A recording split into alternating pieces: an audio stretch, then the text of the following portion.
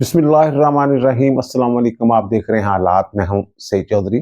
Board of peace के पहले इजलास में अमेरिकी सदर डोनाल्ड ट्रंप ने एक मरतबा फिर वज़ीर-ए-आज़म मियां शहबाज शरीफ और फील्ड मार्शल आसिम मुनीर की तारीफों के पुल बांध दिए। जब वो आए हैं तो उस वक्त भी उन्होंने कोई बात की है शहबाज शरीफ के साथ? क्या शहबाज शरीफ और डोनाल्ड ट्रंप किसी अहम मामले के हवाले से एक दूसरे के हमराज हैं? कोई राज है दोनों के पास?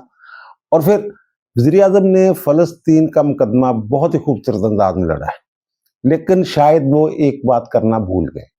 वो बात क्या हो सकती है? इस पर बात करनी है। और फिर अलीमा खानम ने जनाब डील की ऑफर दे दी है आसिम मुनीर साहब को कि मेरे भाई का इलाज करवाएं। तो ये डील की ऑफर है या किसी गलती का एतराफ़ है? इसका क्या नतीजा निकल सकता है? पीटीआई के कारकुन तो कारकुन जो लीडर जेलों में बंद हैं, वो इनके रवैयों से दिल बर्दाश्त है।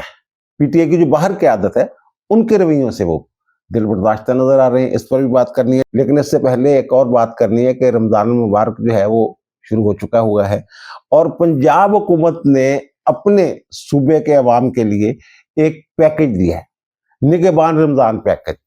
अच्छा, ये 40 अरब रुपए का पैकेज है। ये पैकेज जो वज़ीर आज़म का 38 अरब रुपए का पैकेज है ना, उसके अलावा है। वो अलग है, ये अलग है। वो तो पूरे मुल्क के लिए, इन्होंने अपने सूबे के लिए 40 अरब रुपए जो है मुख्तस किए हैं। ना सिर्फ मुख्तस किए हैं, बल्कि वो तकसीम भी कर दिए। मरियम नवाज की कारकर्दगी का दीगर सूबाई हुकूमत में बड़ा प्रेशर है। ये रमजान हर साल आना होता है और इसकी तैयारी हुकूमतें पहले से करती हैं। इन्होंने पहले से तैयारी करके रखी हुई थी और 40 अरब रुपए का पैकेज दे दिया, अवाम तक पैसे पहुंच गए। अच्छा, अब इन्होंने जो पैकेज दिया है उसमें क्या है?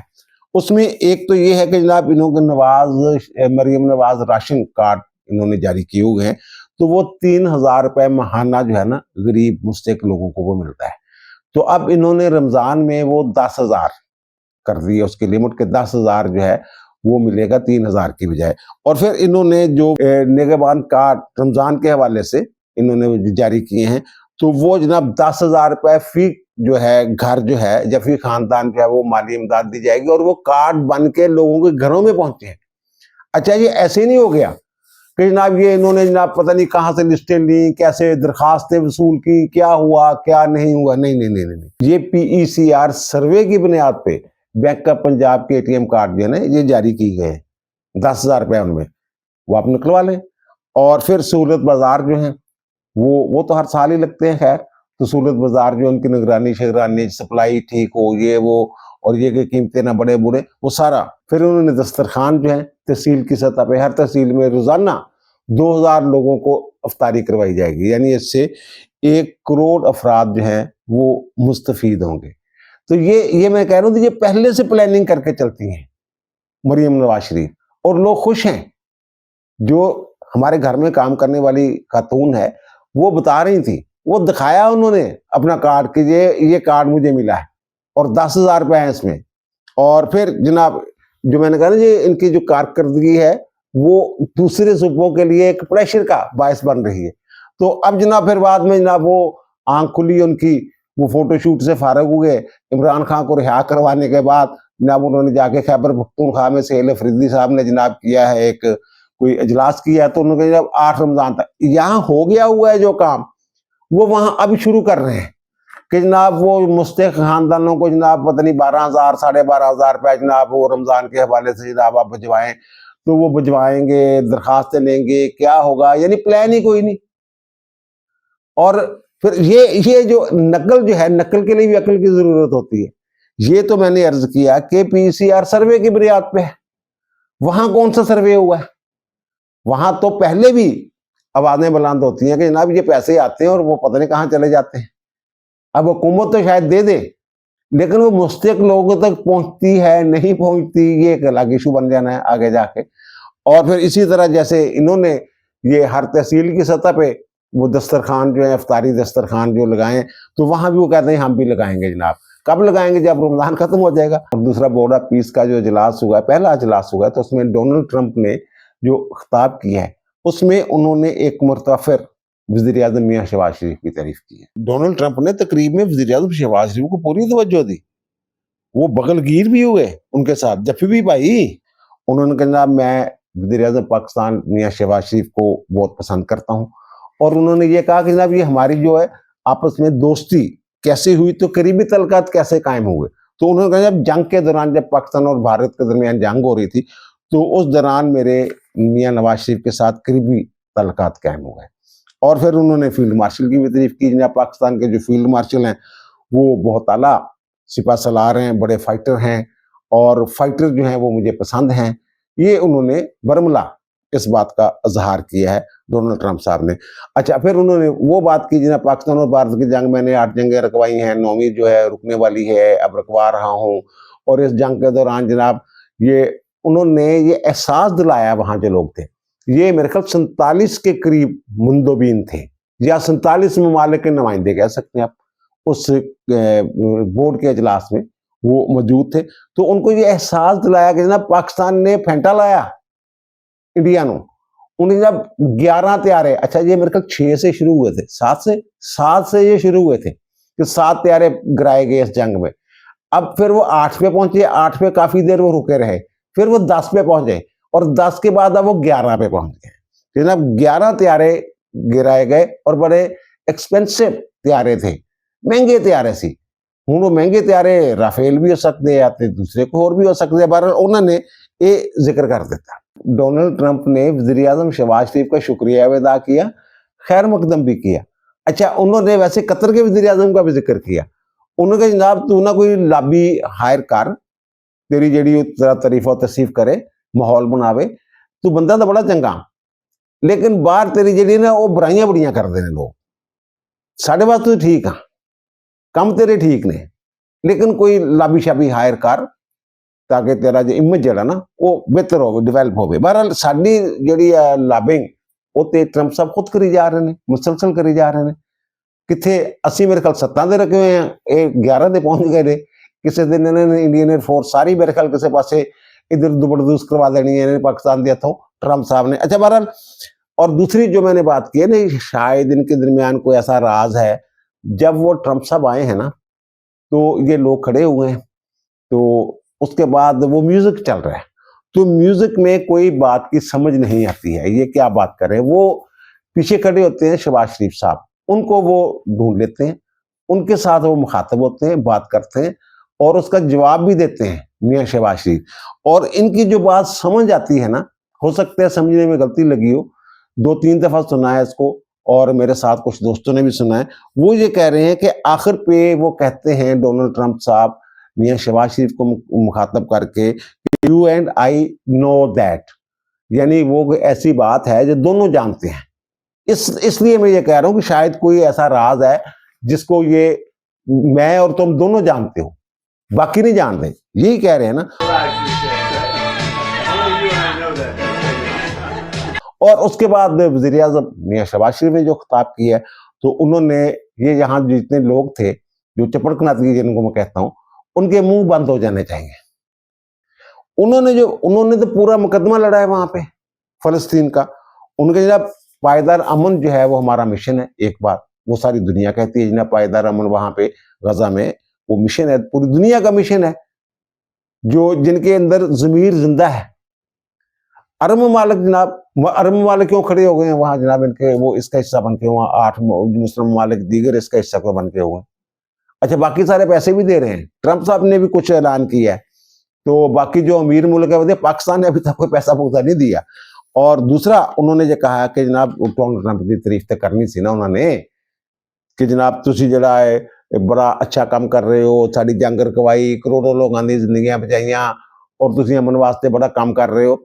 और फिर उन्होंने ये कहा कि जनाब जो खुद मुख्तार फलस्तीनी रियासत है ना, जो यूएन की करारदादों के मुताबिक वो नागजीर है, जब तक वो कायम नहीं होती वहां अमन कायम नहीं हो सकता। उन्होंने भरपूर अंदाज में ये मुतालबा किया कि अक़वाम मुत्तहिदा की करारदादों के मुताबिक फलस्तीनियों को उनका हक दिया जाए। अच्छा, डोनाल्ड ट्रंप ने भी अक़वाम मुत्तहिदा का जिक्र किया है, उनके ना उसका किरदार जो है वो मिलूंगा, वो कहते हैं जनाब जो सेक्रेटरी जनरल हैं अक़वाम मुत्तहिदा के, उनसे मैं बात करूंगा कि उसका भी किरदार होना चाहिए इस मामले में। और फिर उन्होंने ये कहा कि जनाब वहाँ जो सीज फायर की खिलाफ वर्जियाँ होती हैं, तो इसका मतलब ये डोनाल्ड ट्रंप को कह रहे हैं कि आपने वादा किया था कि जनाब वो सीज फायर होगा वहां पे। और फिर जो फौज भेजने की बात है, जिस इधर की बातें यहाँ जो हो रही है, जनाब पाकिस्तान फौज भेजेगा नहीं भेजेगा, तो पहले भी मैंने ये बताया था, आज भी मैं उस खबर पे कायम हूँ कि जब तक पाकिस्तान को ये पता नहीं चल जाता ना कि हमने क्यों जाना है, पहले तो ये बताएं ना कि आप क्यों चाहते हैं कि हमारी फौज जाए, और दूसरा ये कि हमास को गैर मुसल्लह करने के हवाले से हमारा कोई किरदार नहीं होगा। अमन के लिए हम जा सकते हैं, और वहां हम इसराइल के अगर हमसाए बन जाते हैं वहां जाके। वैसे खबर यह है कि कोई 5,000 के करीब फौजियों पर मुश्तमिल कोई बेस वहां जो है ये बनाने की प्लानिंग है, और तुर्की जो कह रहे हैं हम पुलिस वालों की ट्रेनिंग कर देंगे, और ये तो शायद तैयार है, और इंडोनेशिया वाले भी तैयार हैं कुछ दस्ते भेजने के लिए अपने। तो बहरहाल पाकिस्तान ने ना कोई अभी तक कोई फैसला किया है, और ट्रंप की बातों से भी लगता है कि कोई जरूरी नहीं वहां फौज जाए। जो बातें, अच्छा जो मैं ये कह रहा हूँ कि शायद कुछ बात करना भूल गए। अब डोनाल्ड ट्रंप ने पाकिस्तान के हवाले से जो गुफ्तगू की है, तकरीबन 5 मिनट उनकी जो गुफ्तगू थी ना, पाकिस्तान फील्ड मार्शल और मियां शहबाज शरीफ इनके इर्द गिर्द घूम रही थी, जंग बंद करवाने 11 तैयारी, ये वाली जो बात।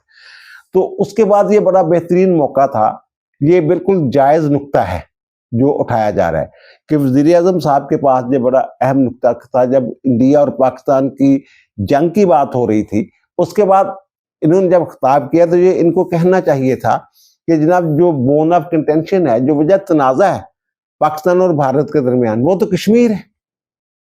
और आपने ये बात की भी थी कि जनाब कश्मीर पे मैं सालची करवाने के लिए तैयार हूं, और ये इंडिया भी मिला था जब जंगबंदी हुई है कि जनाब ये जो है कश्मीर के मौजू पे बात करेगा इंडिया जो है पाकिस्तान के साथ।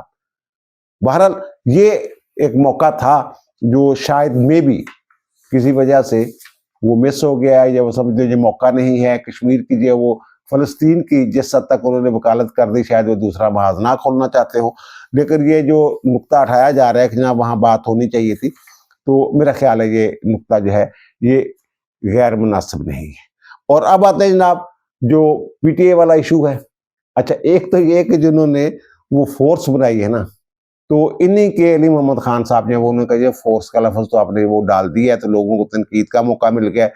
तो यार ये फोर्स जब ये बनाते हैं ना, फोर्स इस तरह की बात, ये मुतासिर है शेख मुजीबुर रहमान से। और आपको इन्होंने यार वो ट्वीट नहीं किया था जिसमें फटा पड़ा था गद्दार कौन और ये वो सारी दिखाई दी इन्होंने, एक उसके पीछे एक डॉक्यूमेंट्री भी बनाई हुई थी इन्होंने। तो वो वही, अच्छा अब ये जो फोर्स बना रहे इन्होंने टाइगर फोर्स बनाई थी, आपको याद है, एक तो डंडा फोर्स 98 में बनाने की कोशिश की थी, वो नहीं बन सकी थी, उस वक्त ये काफी कमजोर से थे। तो उसके बाद इन्होंने टाइगर फोर्स बनाई थी। टाइगर फोर्स ने यहाँ क्या किया था, वो उसी तरह के लोग थे ना, वो ये जमानत पार्क को इलाका गैर बना दिया था उन्होंने, कहाँ कहाँ से लोग आके जनाब टाइगर फोर्स वाले बैठ गए हुए थे। और फिर अब जो इन्होंने बनाई है जनाब ये वाली फोर्स, इमरान खान रिहाई फोर्स, तो ये भी मुझे ये लग रहा है, जो सुनने में आ रहा है, जो इनका सोशल मीडिया कह रहा है कि जनाब ये छापामार कार्रवाइयां करेंगे, यानी हर इलाके से को 10-10, 15-15 लोग जो हैं इस फोर्स में शामिल किए जाएंगे। फिर जनाब वो जब जैसे अब इन्होंने किया है कि 10-15 लोग, 20, 25, 30, 40 लोग बैठे हैं जनाब, कोई शाहरा बंद कर दी, कोई सड़क बंद कर दी, तो वो ऐसा ही काम करेंगे जनाब, जाएंगे जनाब टायर से जला देंगे, कुछ देर के लिए वो बंद कर देंगे सड़क, और जब जनाब रोला चोला बढ़ेगा, पुलिस आएगी तो भाग जाएंगे। लेकिन वो मैंने पहले भी अर्ज किया था, आज ये लिस्टें बना रहे हैं ना, तो इन्होंने फंसना है उसमें, अगलों ने भागने नहीं देना। और ये जो हैं, ये इनके जो कारकुन हैं जो पंजाब में हैं खास तौर पे, उनकी मैं बात कर रहा हूँ। वहां खैबर पख्तूनख्वा के लोग किस तरह सोचते हैं, वो मेरी उस तरह उनके साथ बात नहीं होती। जो यहाँ इनके कारकुन थे जो मरे जा रहे थे इमरान खान के लिए, वो ये बातें कर रहे हैं कि जब ये तो बाद में पूछते नहीं है। और कई एक मिसालें मौजूद हैं, कितने कारकुन इनके अंदर पड़े हुए, कभी अलीमा खानम के मुंह से ये सुना है उनकी रिहाई के लिए उनके साथ कोई हमदर्दी के 4 बोल? नहीं, कोई नहीं हुए। तो ये अब वो जो फोर्स बनाएंगे, वो मैं ये बड़े वसूख के साथ बात कर सकता हूँ, पंजाब से कोई बंदा नहीं मिलना इनको। अगर बनाएंगे केपी में बनाएंगे, और केपी में अपना ही सूबा जब बंद करेंगे, तो वहां फिर रद्द अमल भी आएगा, वहां के लोग ही रिएक्शन में कुछ और करेंगे। वो जो इनकी जो फोर्स होगी ना, उसके मुकाबले में कोई और डंडा फोर्स आ जाएगी, वो उनको भगाएंगे। यहां भी इन्होंने भगाया है ना कुछ जगहों पे, जो ये नाके शाके लगा के बैठे हुए थे, लोगों ने खोला ना, खुद रास्ते खोले है ना। तो फिर रही से कसर पुलिस ने पूरी कर दी। अब आप सोचते हैं इमरान खान के अलावा भी कुछ लीडर इनके अंदर है ना, कुछ तो भगौड़े हैं ना, उनको छोड़ दें। जो लीडर अंदर में शाह महमूद कुरैशी साहब अंदर हैं, उमर सरफराज चीमा जो गवर्नर थे, बड़ा लड़े हैं इनके लिए, वो अंदर हैं। यास्मीन राशिद डॉक्टर जो हैं वो अंदर हैं, मियां महमूद रशीद, एजाज चौधरी, ये मैं लाहौर वालों की बात कर रहा हूँ। शाह महमूद कुरैशी तो बेचारा जो खत लिख लिख के मर गया है, जेल से आता है पर्ची लेके आता है, सहाफियों को दे देता है कि जनाब हम भी पड़े हैं राहों में, हमारी तरफ भी आए, हम भी को मशवरा दे सकते हैं, हम भी सियासतदान हैं। लेकिन कोई जाता है? कोई भी नहीं जाता। उधर ही बनी गाला के इर्द गिर्द, वो अडियाला के इर्द गिर्द घूमते रहते हैं और वहां भी अंदर नहीं जाते, जहां पर पुलिस रोक देती है वहीं बैठ जाते हैं। ये इनका यानी भूल गए हुए। अब इनके जो साहबजादा हामिद रजा साहब हैं, उनको आपको याद होगा कि जुलाई 2025 में जो एटीसी है फैसलाबाद की इंसदाद दहशतगर्द की अदालत, उसने 9 मई में उनको सजा सुनाई थी। शिबली फराज को भी सजा हो गई थी, उसमें जरताज गुल को भी हो गई थी, उमर अयूब को भी सजा हो गई थी। हामिद रजा साहब पेशावर में थे, वो कह रहे हैं मैं गिरफ्तारी देने के लिए आ रहा था, लेकिन पुलिस कहते हैं जनाब हमने इनको रास्ते में पकड़ा है। हामिद रजा साहब ये 7 नवंबर 2025 को गिरफ्तार हुए थे। इनका कभी नाम सुना है इनके मुंह से? ये जो फोर्स बना रहे हैं वो तो बेचारे कारकुन होंगे, ये लीडर हैं, लीडरान है जिनकी मैं बात कर रहा हूं, जो अंदर पड़े हुए हैं। अब जो उनका साहबजादा हामिद रजा का जो ट्विटर अकाउंट है, वहां से एक ट्वीट हुआ है, वो हम आपको दिखा रहे हैं कि जनाब साहबजादा हामिद रजा को जेल में नहा के 110 दिन हो गए। साहबजादा हामिद रजा को जेल में बुनियादी सहूलियात की फराहमी का मुतालबा किया जाता है। हसन रजा यानी उनकी फैमिली ही ये तरले मार रही है कि जनाब साडे वाला साहब जिहड़े ने उन्हां दा भी पता करो, भी बुजुर्ग ने, की करते पे हो तुसीं। लेकिन इन्होंने ये सिर्फ हुई एक कोई बंदे का जिक्र, बार बार जिक्र, और ये अलीमा खानम और जो पीटीआई की क़यादत है उनके दरमियान जो फड्डा बढ़ गया हुआ है, वो कहते हैं जनाब अगर इस तरीके से आपने करना है तो फिर आप ही चलाएं, आप ही तहरीक चला लें, आप ही अपने भाई को बाहर ला सकते हैं तो ले आए। तो फिर उसके बाद जनाब अब अलीमा खानम जो है वो जनाब कह रही है मैं एक डील ऑफर कर रही हूँ।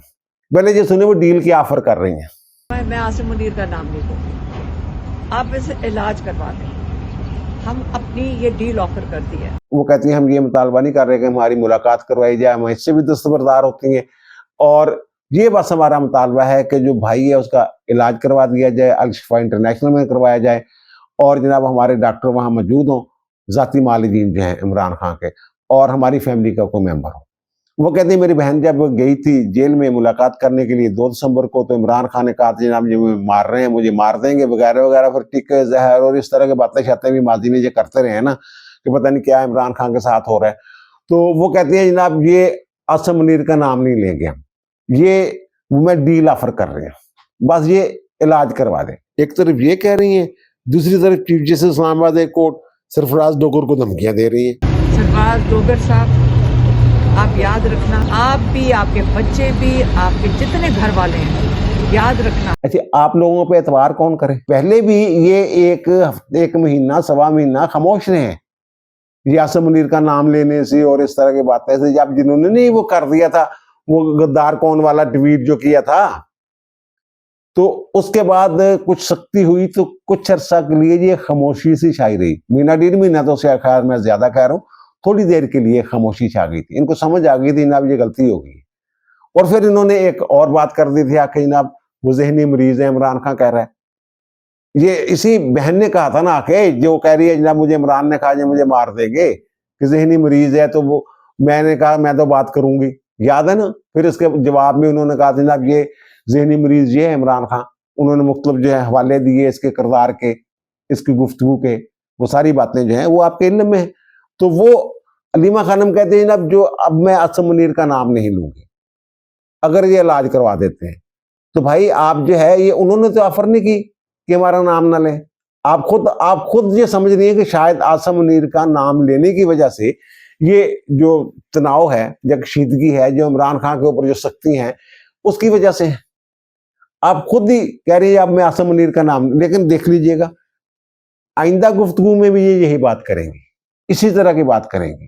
तो भाई आप करें बात, आपको कौन रोकता है? इसका मतलब ये भी है कि ये जो अलीमा खानम है ये एतराफ कर रही है कि आसिम मुनीर का नाम लेके हमें गलती कर रहे थे। अब हम ये गलती दोबारा नहीं करेंगे, एक बात होगी। और दूसरी बात जो है, ये जो इल्जाम लगा रहे हैं हमारे भाई के ऊपर, जो सख्तियां हैं, जो जुल्म हो रहा है, उसको कत्ल करने की कोशिश की जा रही है, उसको पता नहीं जहर दिया जा रहा है, क्या क्या नहीं कह रहे ये बातें। ये तो इंसाफ, आइन और हुकूक की बातें करने वाली फैमिली है ना, बल्कि पूरी पीटीआई। तो इसका मतलब ये है कि ये जो कह रहे हैं कि जब आसम मुनीर का नाम नहीं लेंगे, तो ये पहले आसम मुनीर के खाते में सारी चीजें इन्होंने डाली हुई थी, वो किधर जाएंगी। इसका मतलब ये भी लिया जा सकता है जनाब ये झूठ बोलते थे, झूठ बोला करते थे। वो कहते हैं हम जो झूठा प्रोपेगेंडा करते थे उससे दस्तबरदार हो रहे हैं, ये भी तो मतलब निकाला जा सकता है इससे। और दूसरा मतलब ये है कि जनाब बिल्कुल ही लमलेट हो गए हैं, इनको समझ आ रही है कि जितना ज्यादा हम प्रेशराइज करने की कोशिश करेंगे उतना ही आगे से रिएक्शन जो है वो सख्त होता जाएगा।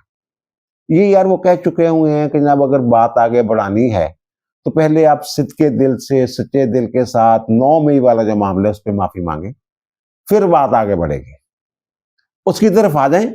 ठीक है, ये डील शील, ये इस तरह के डील शील जहां से काम नहीं चलना। अब दीजिए मुझे इजाजत, इंशाअल्लाह मुलाकात होगी नए वीलाग के साथ। अल्लाह ताला आप पर, मुझ पर, हम सब पर मेहरबान रहे। अल्लाह हाफिज।